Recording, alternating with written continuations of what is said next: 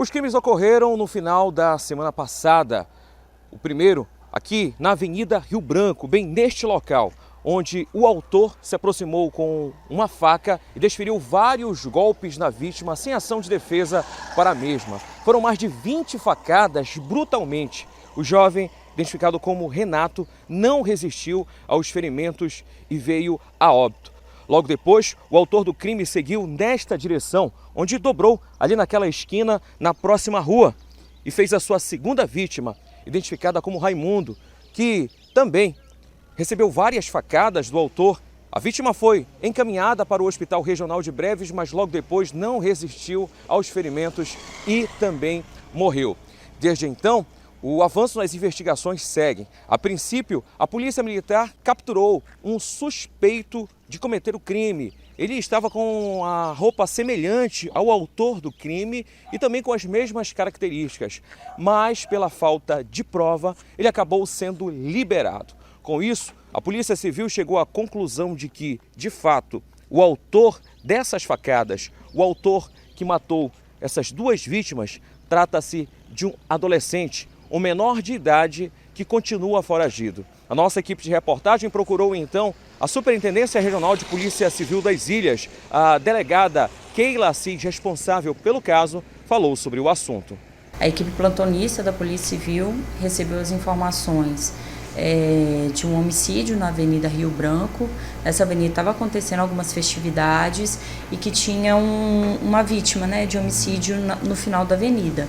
A equipe plantonista se dirigiu ao local para a gente fazer todos os procedimentos necessários, o local de crime, iniciar as diligências para a gente chegar à verdadeira autoria. Nisso, a Polícia Militar apresentou um suspeito aqui na delegacia e com as características muito próximas realmente do verdadeiro autor. Aí ele estava de blusa preta, o autor também estava de blusa preta, estilo moletom. Ele também usa um bigodinho muito parecido com o verdadeiro autor, então as características eram muito próximas. Por isso que ele veio como suspeito. Só que de acordo com as diligências, foi evoluindo na investigação, a gente conseguiu confirmar que ele não era o autor e ele foi liberado. E a gente conseguiu chegar ao autor do crime, que é um menor infrator. No vídeo é possível ver também um outro rapaz que se encontra com o criminoso. Ainda de acordo com a delegada, ele não tem nada a ver com crime. Então, o segundo rapaz, ele veio, a gente conseguiu identificá-lo, ele veio à delegacia, prestou o depoimento e ele esclareceu que ele nunca tinha visto antes o autor. E ele até se assustou, porque o autor se aproximou dele, pediu algumas informações, perguntou quantas horas eram e foi caminhando com ele. E aí, do nada, ele simplesmente deu uma afastada e começou a esfaquear a vítima. Ele se assustou e, de acordo com as informações dele, o autor falou para ele: corre, senão você vai ser o próximo. E ele correu junto com o rapaz, mas não tem relação nenhuma da pessoa que parece com o rapaz que esfaqueou com os crimes que aconteceram. Delegado, e a respeito do caso da motivação do crime, como a polícia está trabalhando? Porque a princípio apresenta características de um latrocínio, roubo seguido de morte, uma vez que a vítima até subtrai provavelmente o celular, é o que a gente observa na imagem.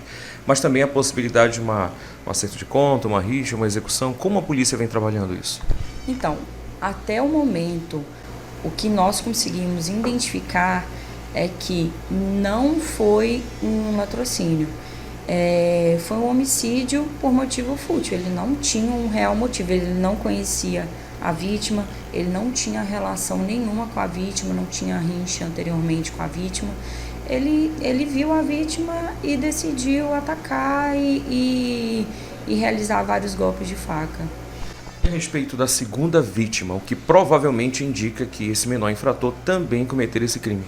Então, no momento que nós estávamos fazendo o local de crime, para averiguar e iniciar toda a investigação e as diligências necessárias para identificar o autor dos fatos, fomos comunicados dessa segunda vítima. No momento que encontraram ela ainda estava com vida e foi levada para o hospital regional ainda com vida. por volta de 2 horas após os fatos, ela evoluiu a óbito.